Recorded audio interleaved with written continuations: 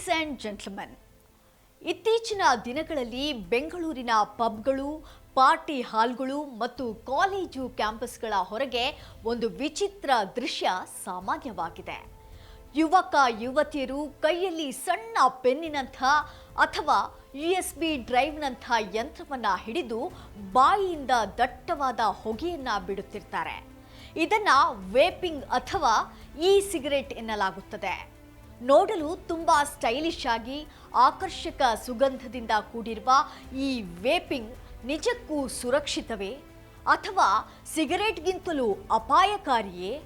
ನಮ್ಮ ಸಿಲಿಕಾನ್ ಸಿಟಿಯಲ್ಲಿ ಇದರ ಹಾವಳಿ ಎಷ್ಟಿದೆ ಮತ್ತು ಇದರ ಹಿಂದಿರುವ ಕಠಿಣ ಕಾನೂನುಗಳೇನು? ಬನ್ನಿ, ಇಂದಿನ ಈ ಸಂಪೂರ್ಣ ವಿವರವನ್ನ ನಾನು ನಿಮಗೆ ನೀಡ್ತಾ ಹೋಗ್ತೀನಿ. ಎಸ್ ವೀಕ್ಷಕರೇ, ನೆಲ ಜಲ ಭಾಷೆಗಾಗಿ ಪ್ರಾಮಾಣಿಕ ಪತ್ರಿಕೋದ್ಯಮ. ನೀವು ನೋಡ್ತಾ ಇದ್ದೀರಾ ಫೋಕಸ್ ಟಿವಿ. ನಾನು ರೂಪಲತಾ.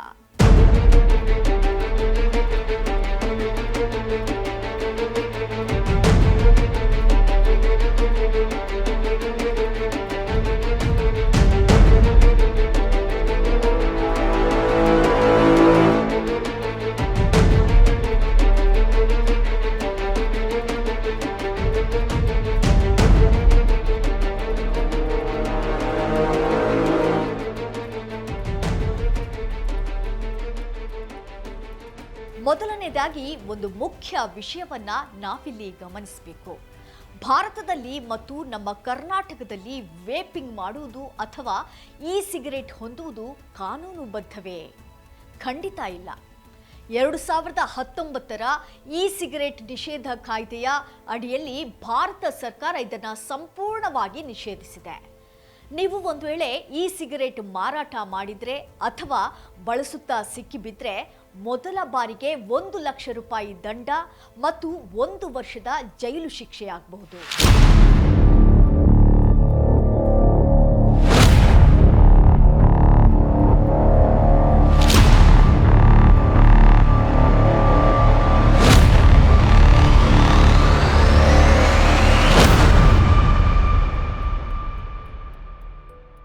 ಇನ್ನು ಬೆಂಗಳೂರಿನ ಅಂಕಿಅಂಶಗಳನ್ನು ನೋಡುವುದಾದರೆ ಸುಮಾರು 15% 20% ಯುವಜನರು ಈ ಚಟಕ್ಕೆ ಬಲಿಯಾಗ್ತಿದ್ದಾರೆ ಎಂಬ ಆತಂಕಕಾರಿ ವರದಿಗಳಿವೆ. ಜನರು ಇದನ್ನ ಸಾಮಾನ್ಯ ಸಿಗರೆಟ್ಗೆ ಪರ್ಯಾಯ ಎಂದು ಭಾವಿಸ್ತಾರೆ. ಆದರೆ ಸಾಮಾನ್ಯ ಸಿಗರೆಟ್ನಲ್ಲಿ ತಂಬಾಕು ಸುಟ್ರೆ ಈ ವೇಪಿಂಗ್ ಯಂತ್ರದಲ್ಲಿ ಲಿಕ್ವಿಡ್ ಎಂಬ ರಾಸಾಯನಿಕವನ್ನ ಬಿಸಿ ಮಾಡಿ ಆವಿಯಾಗಿಸಲಾಗುತ್ತದೆ. ಇದರಲ್ಲಿ ಕೇವಲ ನಿಕೋಟಿನ್ ಮಾತ್ರವಲ್ಲದೆ ಸೀಸಾ ಮತ್ತು ನಿಕ್ಕೆಲ್ನಂಥ ಭಾರ ಲೋಹಗಳಿರ್ತವೆ. ಇದು ಶ್ವಾಸಕೋಶಕ್ಕೆ ಶಾಶ್ವತ ಹಾನಿ ಮಾಡುವ ಇವಾಲಿ ಎಂಬ ರೋಗಕ್ಕೆ ಕಾರಣವಾಗುತ್ತದೆ.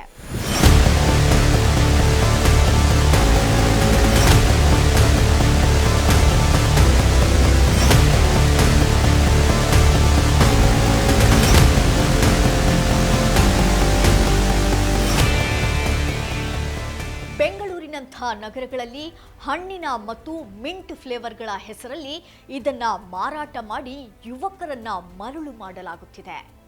ಆದರೆ ನೆನಪಿಡಿ, ವಾಸನೆ ಚೆನ್ನಾಗಿದೆ ಎಂದ ಮಾತ್ರಕ್ಕೆ ಅದು ವಿಷವಲ್ಲ ಎಂದರ್ಥವಲ್ಲ.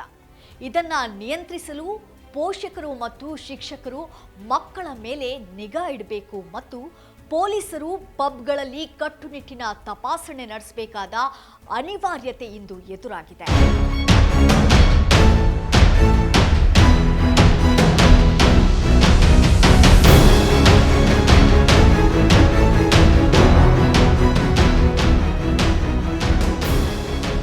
ಕೊನೆಯದಾಗಿ ಹೇಳಬೇಕಂದ್ರೆ, ಫ್ಯಾಷನ್ ಎನ್ನುವುದು ನಮ್ಮ ಜೀವನದ ಅಂದವನ್ನ ಹೆಚ್ಚಿಸಬೇಕೇ ಹೊರತು ನಮ್ಮ ಜೀವವನ್ನೇ ತೆಗೆಯಬಾರದು. ಕೈಯಲ್ಲಿ ವೇಪಿಂಗ್ ಯಂತ್ರ ಹಿಡಿದು ಹೊಗೆ ಬಿಡುವುದು ಕೂಲ್ ಎಂದುಕೊಳ್ಳುವ ಯುವಜನತೆ, ಅದರಿಂದ ನಿಮ್ಮ ಶ್ವಾಸಕೋಶಗಳು ಎಷ್ಟು ಹೀಟ್ ಆಗುತ್ತಿವೆ ಮತ್ತು ಕಾನೂನಿನ ಸಂಕೋಲೆ ನಿಮ್ಮನ್ನ ಹೇಗೆ ಬೆನ್ನಟ್ಟುತ್ತಿದೆ ಎಂಬುದನ್ನು ಮರೆಯಬೇಡಿ. ಕ್ಷಣಿಕ ಸುಖಕ್ಕಾಗಿ ಜೀವನವಿಡೀ ಆಸ್ಪತ್ರೆ ಅಲೆಯುವ ಅಥವಾ ಜೈಲು ಪಾಲಾಗುವ ಕೆಲಸಕ್ಕೆ ಕೈ ಹಾಕಬೇಡಿ. ಈ ಮಾಹಿತಿ ನಿಮ್ಮ ಸ್ನೇಹಿತರಿಗೂ ತಲುಪಲಿ. ಈ ವಿಷಕಾರಿ ಸ್ಮೋಕ್ನಿಂದ ನಮ್ಮ ಯುವ ಜನತೆಯನ್ನ ಉಳಿಸೋಣ. ಆರೋಗ್ಯವೇ ಭಾಗ್ಯ, ಕಾನೂನೇ ಸರ್ವೋಚ್ಚ. ಇದು ಈ ಹೊತ್ತಿನ ಸ್ಪೆಷಲ್ ಸ್ಟೋರಿ. ನೆಲ ಜಲ ಭಾಷೆಗಾಗಿ ನೋಡ್ತಾ ಇರಿ ಫೋಕಸ್ ಟಿವಿ.